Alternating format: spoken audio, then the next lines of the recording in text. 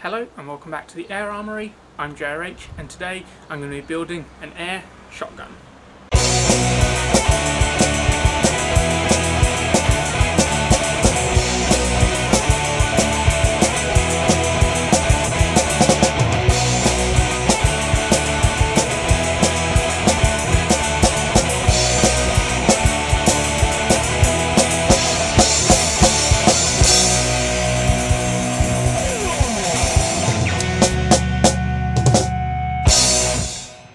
Basically, I like shotguns, but it's something that's very limited in terms of air guns.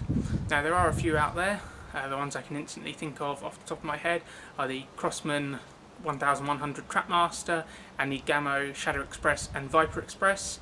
The Crosman was made in the late 60s and early 70s, and whilst you do see them every now and again, they're quite rare and quite expensive, as are the shells. And whilst the Gammo ones are a much more recent manufacture, I don't think they're ever actually available in the UK. So I've decided to make my own. Now I'm not going to be building it from scratch. I'm going to be adapting an existing air rifle, but I will be doing everything I need to keep it legal in terms of things like power and barrel length. Now I've got no idea how long it's going to take. I have planned the project, but I haven't actually started making it yet, so I've got no idea if it'll even work, but I will upload the finished video to document my attempt even if it doesn't work. So, let's make an air shotgun. How hard can it be? The basis, my air shotgun, is going to be this SMK XS 1918 air rifle, which I have done a full review on already, so I'll put a link to that in the description below. My criteria for choosing a base rifle for this project was it had to be cheap, because I didn't want to wreck an expensive gun or waste more money than I needed to.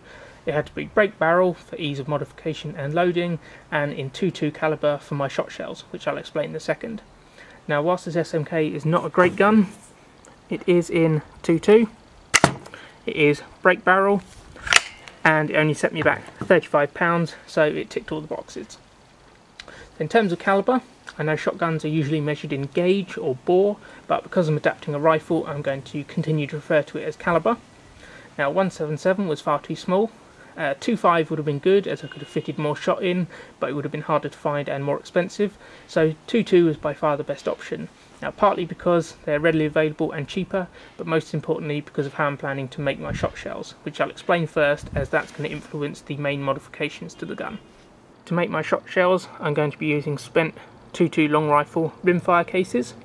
Now I'm going to drill through them into the bottom of the case, so that it makes it essentially a brass tube with a rim on. I'm then going to put in a small foam disc to act as a wad at the bottom, then fill it with shot and put another foam wad in the top to hold it all in place, and then I will load that into the breech of the gun, and then when it fires it will blast the foam wad and all the shot out of the barrel, but the case will be held in place by the rim. So the most important modification I'm going to have to make is to the breech of the gun, as it won't yet accept a .22 case, so I'm going to have to drill that out to fit that in, and then I'm going to have to also countersink it slightly so that the rim of the case is also recessed so that the gun will still close. I will also be shortening the barrel. Now I'm not 100% sure as to the legal classification of air guns with regard to barrel length, but to be safe I need to keep the gun over 60 centimeters long with the barrel over 30 centimeters. Now I'm not actually going to take too much off, so the length will still be plenty of the limit. I'm just going to reduce it by 3 or 4 inches. Now the gun has a rifled barrel. Ideally a shotgun should be smooth bore, as having a rifled barrel spins the shot as it travels down it, which causes the spread to be much greater. So I did think of trying to make it smooth bore by using a reamer or something, but in reality it's going to be too difficult and too time consuming, so I'm just going to have to live with having a rifled barrel shotgun. I would ideally like to fashion some kind of extractor to help me remove the shells, but I think that's going to be quite tricky, so I'm going to keep on thinking about it and see if I can come up with something as I go along, but in reality I might just have to pick the shells out or poke them out from the muzzle end. In terms of sights, the existing rifle has front and rear plastic fibre optic sights. Now the rear sight is easy enough to remove, I can just unscrew it, so I'm going to do that and then fill in the screw holes, as I'm not going to have a rear sight. And the front sight is moulded to the barrel, which ordinarily would be probably quite tricky to get rid of, but as I'm going to cut down the barrel the whole bit of the barrel that has that sight on is going to be gone anyway. And then I'm going to put a small bead shotgun front sight on it. Down here in the trigger area, I'm going to remove this horrible plastic trigger guard and replace it with a nice vintage metal shotgun trigger guard. And I also don't like the safety on this, it's a bit unreliable and I don't think it will go with the look of the new gun, so I'm going to remove that and not have a safety. With regard to the stock, I was originally thinking I was going to build a custom stock from scratch, but to save myself a lot of hassle, this one is actually suitable just with a few modifications, just to make it a bit more shotgun-like. To do that, I'm going to sand it down to remove the finish. I'm then going to remove the top comb here to make it straight, and then I'm going to sand out the Monte Carlo cheek piece, and I'm also going to round off the bottom of the grip here to make it look like an old style shotgun. I may or may not stain the wood, depending on what it looks like after I've taken the finish off, but I will finish it in true oil. Now I want a butt pad on it, but this rubber one won't really go with the look of the new shotgun, so I'm going to remove that, put on a strip of nice wood to give me the same length, and then I'm going to cap it with a metal plate. And to give it some character, I'm planning to add some metal detailing to it by inlaying a metal plate in each side like you'd find on an old hammered shotgun. If the project goes well and I'm happy with the finished gun, I'll also try and remove some of the original markings and re-blue the whole thing, and if I'm feeling really ambitious I might even try and do some engraving on it somewhere. I've now removed the barrel.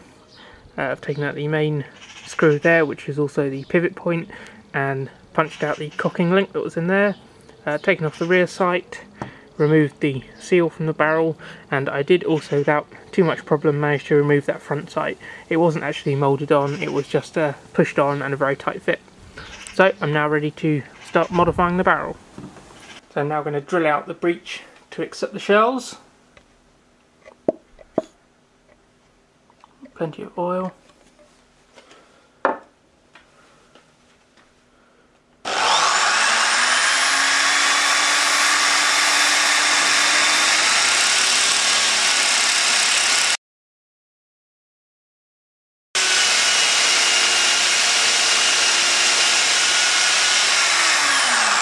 Case of the shell now fits, so now I just need to recess a small part for the rim.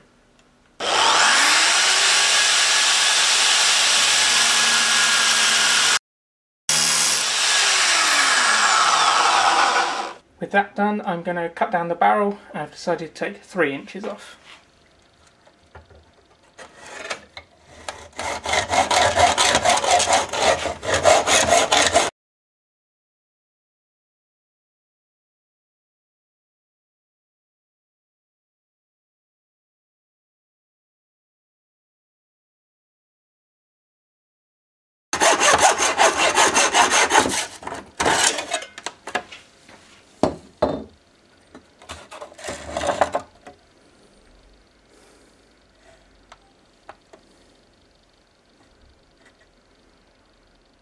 Right, so where I'm up to at the barrel at the moment is I've drilled out and recessed the back, so this will now fit one of the 2.2 long rifle rimfire cartridges in, and that is perfectly flush. I've just started tidying up this piece here. I've taken 3 inches off the barrel and kind of turned it and recrowned it, and I've also drilled and installed the front bead sight. So I'm just going to fill these screws in the top of the barrel. The ones on the ends are threaded, and that was what held the rear sight in place. This middle one wasn't threaded, as that was just the recessed hole for the elevation adjustment for the sight to screw down into, so I have actually cut a thread in that as well now. I've cleaned as much grease out of them as I can. So I'm now just going to put a little blob of super glue in each.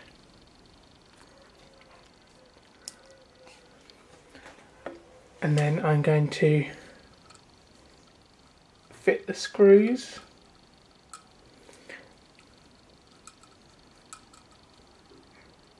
Any extra glue I can clean off later.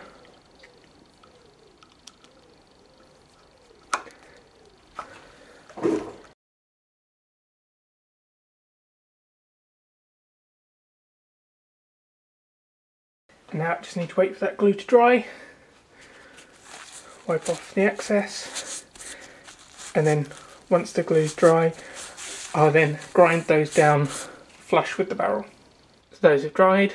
I've cut off the middle one already, so what I'm now going to do is grind those down so that they're flush with the top of the barrel.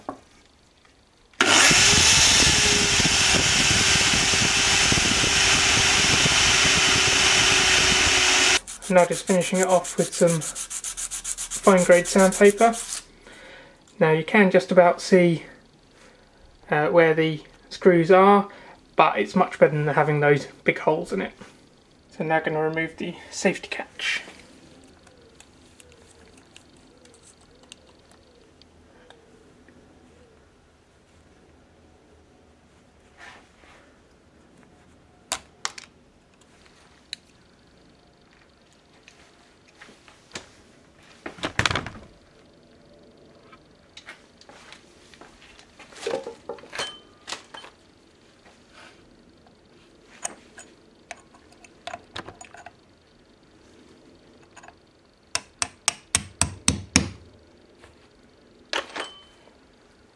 So I had to cut the video there, as when I was taking the safety out it all started to go a bit wrong, and the sear and the sear lever both came out with the springs, and for the life of me I couldn't work out how the springs went back in. But I have now fixed it. The assembly is back together. As you can see, I had to remove it from the gun to fix that, and by doing so though it also gave me the opportunity to strip down the whole gun and remove the piston and the spring. So I'm going to clean those up, and I may well actually replace the spring as well. I finished working on my main metal parts, so the compression chamber, cocking link, trigger guard and barrel. So what I'm going to do now is remove the existing finish and then re-blue them using a Birchwood Casey Perma Blue liquid gun blue kit. I've never used this before, and I've in fact never done any bluing, so it's going to be a bit of a learning curve. I've now stripped down and cleaned up all of my main metal parts, ready for re-bluing. I've now finished my bluing. It's not 100% perfect, but I'm actually really happy with it, and it's considerably better than it was. So now that's done, I'm going to start to put back some of the internals. Got these bits out of the way. So the first thing that needs to go in is the piston. But what I'm going to do when I'm putting this back, I want to improve the performance of the gun, because before I stripped it down it was only getting a power of 4.33 foot-pounds. So first of all, with the piston, you can see that is also blued, but there are marks where it's clearly rubbing on the inside of the cylinder. So I'm actually going to sand this down and then polish it up with wire wool. So here I've got my polished up piston, and I've also lubricated it with a silicone based lubricant to prevent dieseling. I can now insert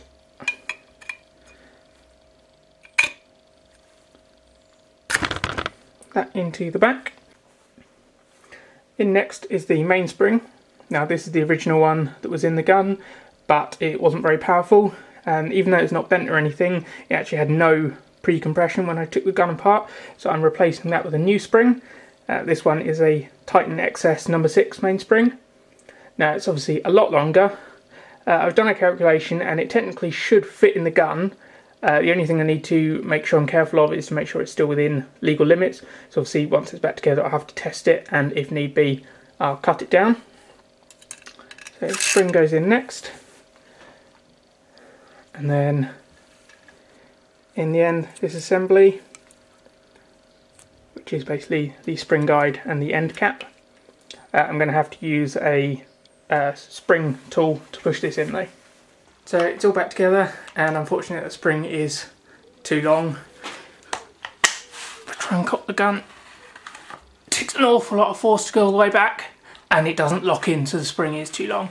So I'm going to have to take it apart again and cut the spring down. So I've taken it back apart, remeasured it and marked how much I need to take off.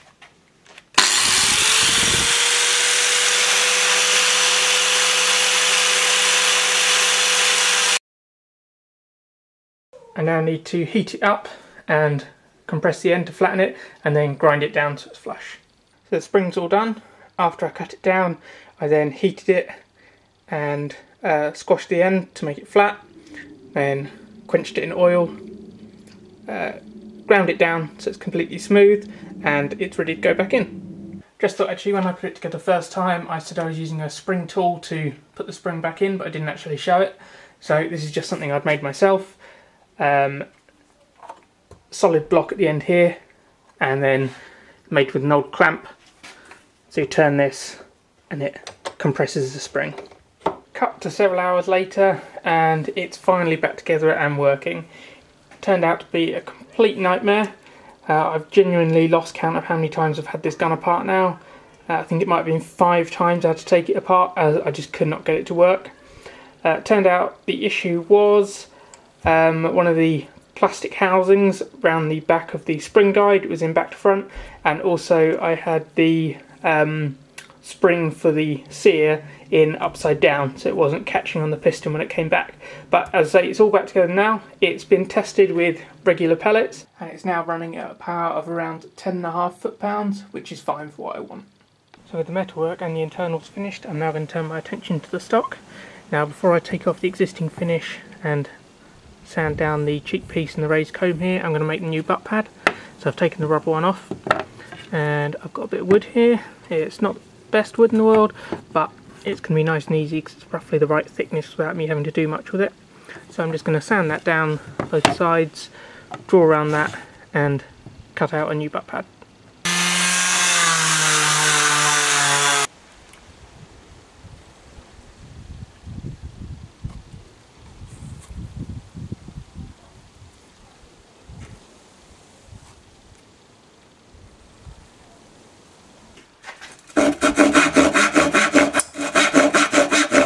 So I've cut it and roughly shaped it, and I have already screwed it onto the back.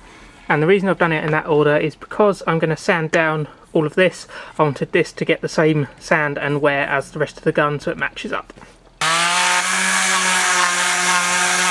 So where I'm up to with the stock is the new butt pad nice and flush.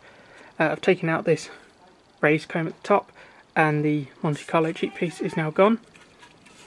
Now I've started sanding off to round off this grip.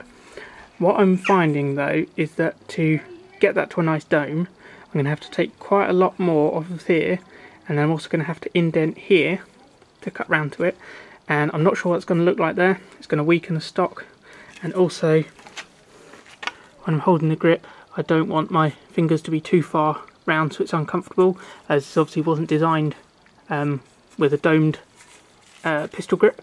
So what I'm actually going to do to get around that is I'm going to sand this finish off so it's just flat. And then I've got some more of the wood that I used for the new buttstock. I'm basically going to cut a new piece to stick onto here so it's that bit taller, and then I'm going to dome that off. So I'm going to cut that out now and stick that on. It's obviously going to take some time to dry, so I'm also going to take the butt pad off and glue that on. And what I'm also thinking is where the original trigger guard was, it was recessed in. So my new metal trigger guard isn't just going to fit straight in like that. Really, I basically need to take this back to the surface level there. So I've got yet more of that wood that I've made some templates from using the original trigger guard. So I'm going to cut one of those out and then fit that in here.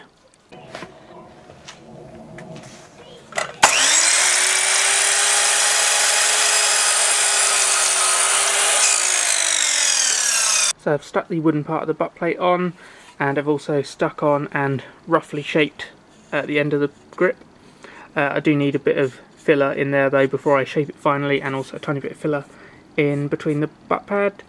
I've taken the finish off the rest of the gun, which I'm happy with, but what I'm not happy with is how this bit has turned out on the bottom. Now, I made the mistake actually when I did this. The template I used was that of the original plastic trigger guard, not the actual hole itself. Which was a big problem, as the original plastic trigger guard wasn't a flush fit, and also this hole isn't cut very well. It's not central, which meant that my little wooden plug I've made is slightly lopsided, so I've got some big gaps which I'm going to have to fill. And that also meant I had to drill the hole off centre to get it to all line up. And then just to cap it off, when I was countersinking this hole for the stock screw, I managed to chip that, so I'm going to have to try and do something with that. But before I stick this in and fill around it, I want to have a look at how I'm going to fit my new trigger guard. So the original trigger guard, the plastic one, had 2 screws that held it in, whereas this one has like a little hook catch on the front, which is going to have to be recessed in there, and then just 1 screw to hold it in at the back. So whilst I can still take this out, I'm going to have to cut away a piece in here for this to sit into, and then I'm also going to have to cut away a bit of the stock to recess this back piece with the screw. I'm just finishing off sanding the stock in preparation for refinishing. Now I've been using progressively higher grit sandpapers to get a nice smooth finish. At the moment I'm just using some 400 grit wet dry paper, although I'm not actually using water with it as I don't want to raise the grain. But yeah, I think that should be just about there. Now I've filled and sanded round the butt pad and the end of the grip. That's gone really well.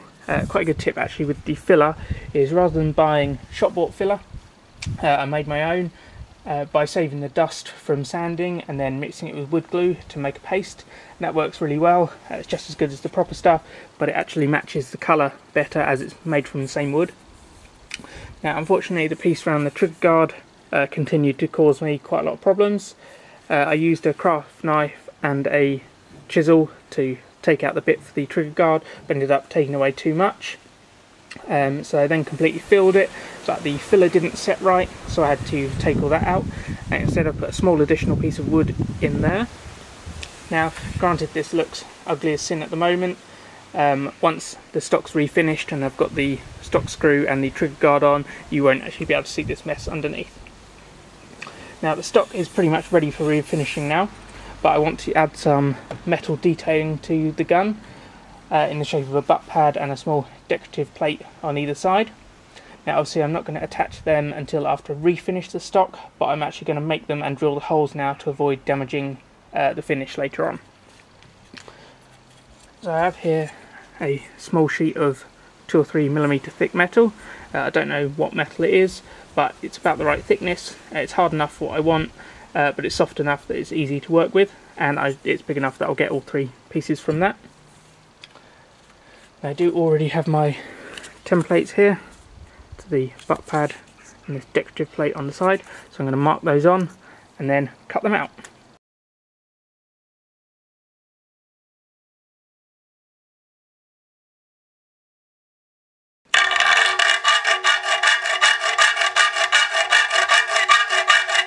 Now finished making my metal plates. I've got the butt plate and the 2 side plates, so I'm now just going to drill the holes in the stock for those.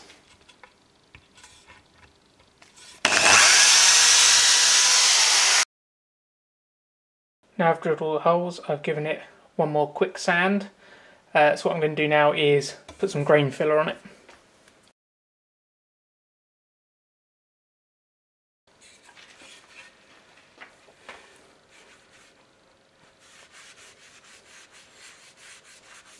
The grain filler is now dried, and I've given it a final very light sand in just a couple of places.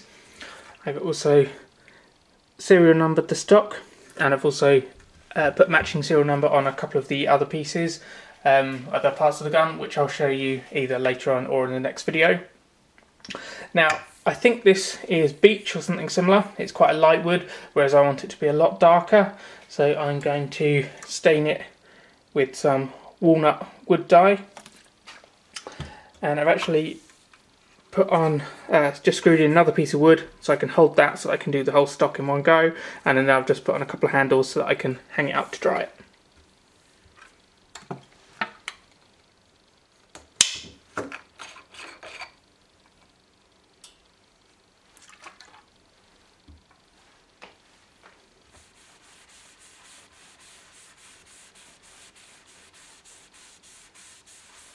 So I've put on 2 coats of the wood stain, which is now dried.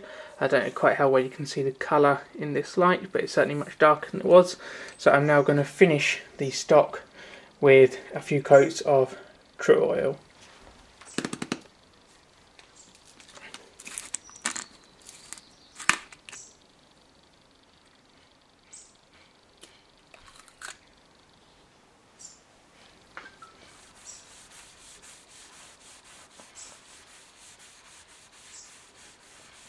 I've now applied my 5th and final coat of True Oil, so while that's drying I'm going to go back and finish off those metal plates.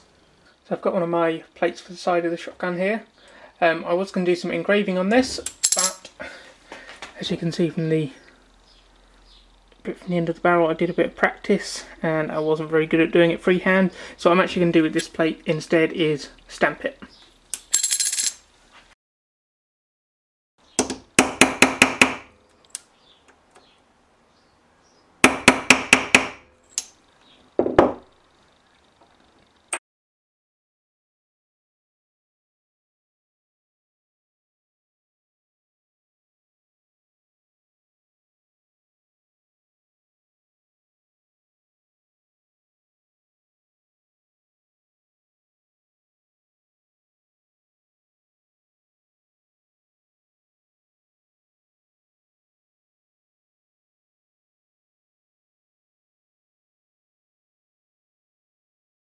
Air Armoury 22 cal air shotgun 2016.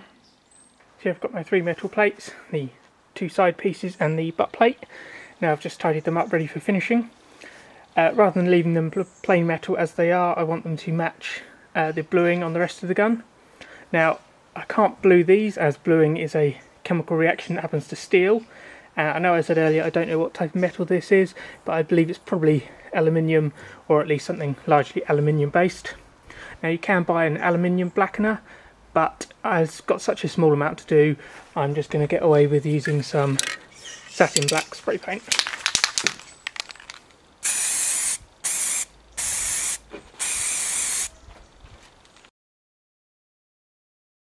With all the parts finished and dry, I can go ahead and assemble the shotgun.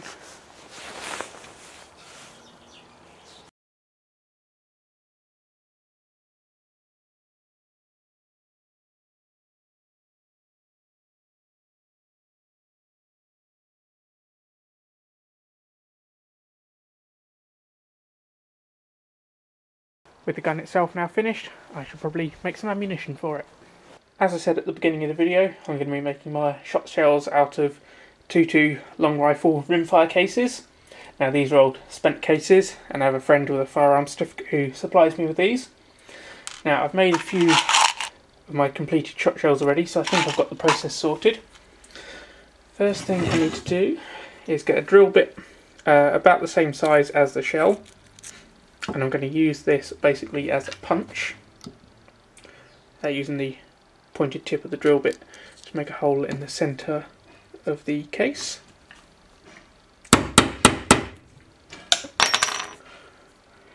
Like so. And the reason I'm doing that is because the drill bit I'm using to actually drill out the case is very slightly smaller than the diameter, which will give me a small lip at the bottom for the bottom wad to rest on.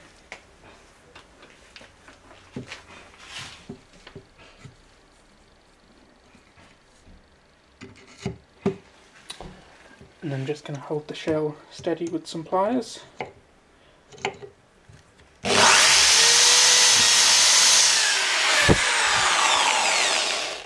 Just clean it up from the other side.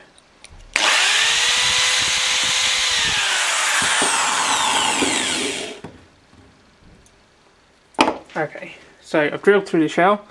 As you can see, it's a bit raised and sharp at the back. So I'm just going to file that down.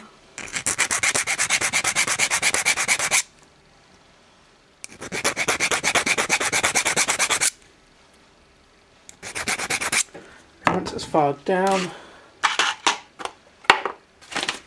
I'm just going to rub that across some wet dry paper just to polish up the bottom.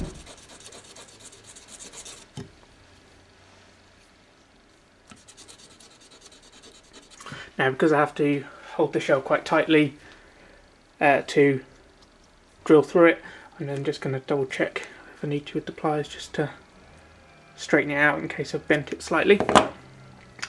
Okay, the next thing I'm going to do is completely optional really, I don't need to do it, but I'm just going to take a very small bit of brasso and then just polish up the shell.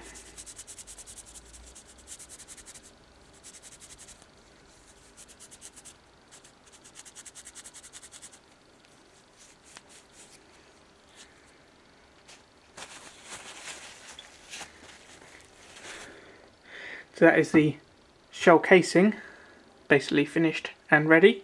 So I now need to fill it with shot. So before I can do that, I need to put a wad in the bottom. So what I'm going to be using for my wads is just some old kitchen scouring pad, and to make just the right size hole, I'm just using a hole punch to cut that out.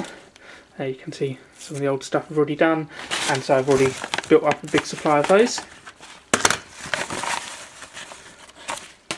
So I can then just take my wad, put it in, and then with that same drill bit I used as the punch, push it down inside. Now in terms of shot, when 2.2 is used for shot shells like rat shot, they're normally filled with number 12 shot, which is about 0.05 inches or 1.3 millimeters in diameter. Now I couldn't actually find anything smaller than number 8, so I had to improvise. So what I have here is about 2 millimeter lead shot used for weighting diving belts. You can see some of that loose shot there.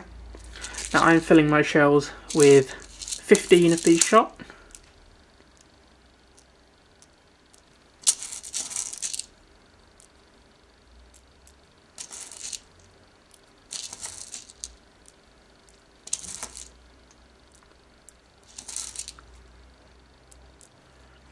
And then with the shot in there, I can then just put another wad into the top.